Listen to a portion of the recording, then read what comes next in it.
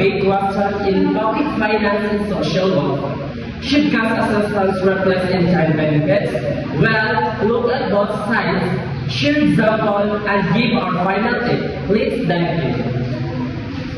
Government and NGOs provide support to those in need in two major ways. In-kind benefits like food, housing, medical supplies, or cash assistance, where beneficiaries receive money directly, but which is better? And now, let's talk about the advantage of cash assistance.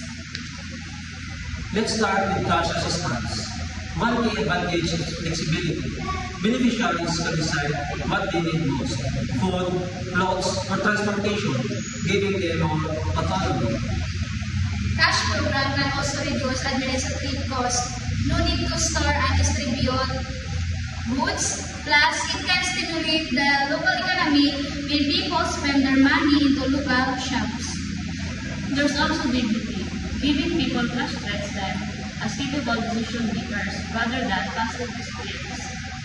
At this time, we will talk about the disadvantage of cash assistance. However, cash can come with a risk.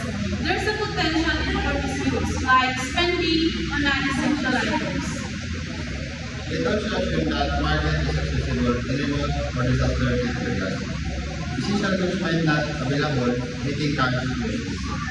And now, let's talk about the advantage of in-kind benefits. Now, in-kind benefits ensures that the aid is used for its intended purposes, like ensuring families to have food or children go to kids get school supplies. It is also effective in controlling prices. For instance, providing rice directly to family can avoid price inflation during shortages. At this time, let's proceed the disadvantage of in-kind benefits.